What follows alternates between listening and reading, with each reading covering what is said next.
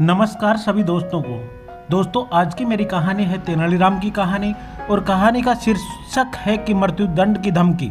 जी हाँ दोस्तों, एक बार राजा कृष्णदेव राय के दरबार में थट्टाचारी कृष्णदेव राय के दरबार में राजगुरु थे और तेनालीराम से बहुत ईर्ष्या करते थे। उन्हें जब भी मौका मिलता था तो वो तेनालीराम के विरुद्ध राजा के कान भरने से नहीं चूकते थे। एक बार क्रोध में आकर राजा ने तेनालीराम को मृत्युदंड देने की घोषणा कर दी, परंतु अपनी विलक्षण बुद्धि और हाजिर जवाबी से तेनालीराम ने जीवन की रक्षा की। एक बार तेनालीराम ने राजा के द्वारा दी जाने वाली मृत्युदंड की धमकी को हमेशा के लिए समाप्त करने की योजना बनाई। वे एक थट्टाचारी के पास गए और बोले, महाशय, एक सुंदर नर्तकी शहर में आई है। वह आपके सम्मान किसी महान व्यक्ति से मिलना चाहती है। उसने आपकी काफी प्रशंसा भी सुन रखी है। आपको आज की रात उसके घर जाकर उससे अवश्य मिलना चाहिए, परंतु आपकी बदनामी न हो इसलिए उसने कहलवाया है कि जब आप उसके पास जाओ तो एक स्त्री के रूप में जाइएगा। थट्टाचारी ने तेनालीराम की बातों से सहमत हो गए। इसके बाद तेनालीराम राजा के पास गए और सारी कहानी राजा को भी सुनाई। राजा की अनेक पत्नियां थी तथा एक और नई पत्नी चाहते थे, अतः वे भी स्त्री के रूप में उस नर्तकी से मिलने को तैयार हो गए।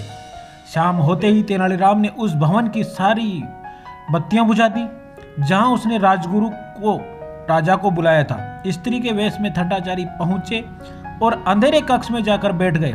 वहीं प्रतीक्षा करते हुए उन्हें पायल की झनकार सुनाई दी।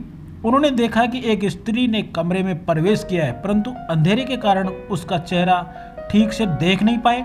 वास्तव में राजगुरु जिसे स्त्री समझ रहे थे वह स्त्री नहीं बल्कि राजा ही थे और वार्तालाप शुरू होने की प्रतीक्षा कर रहे थे। थोड़ी देर के पश्चात कमरे की खिड़की के पास खड़े तेनालीराम को आवाज सुनाई पड़ी, प्रिय, तुम मुझे अपना सुंदर चेहरा क्यों नहीं दिखा रही? थट्टाचारी मर्दाना आवाज में बोले। राजा ने राजगुरु की आवाज पहचान ली और बोले, राजगुरु, आप यहाँ क्या कर रहे हैं? राजगुरु ने राजा की आवाज पहचान ली। शीघ्र ही दोनों समझ गए कि तेनालीराम ने उन्हें मूर्ख बनाया है। दोनों ने कक्ष से बाहर आने का प्रयास किया, परंतु तेनालीराम द्वारा बाहर से बंद गेट पे ताला लगा दिया गया। वह खिड़की से चिल्लाया, यदि आप दोनों ये वचन दो कि भविष्य में कभी को किसी को मृत्युदंड देने की धमकी नहीं दो तो ही मैं दरवाजा खोलूंगा। महाराज को तो तेनालीराम की इस दुस्साहस पर बहुत क्रोध आया, पर इस परिस्थिति में दोनों अंधकार में कक्ष के असहाय थे और तेनालीराम की इस हरकत से उसे मजा भी नहीं चखा सकते थे। ऊपर से दोनों को बदनामी का डर भी था। दोनों के पास अब कोई रास्ता भी नहीं था, इसलिए दोनों ने तेनालीराम की बात मान ली।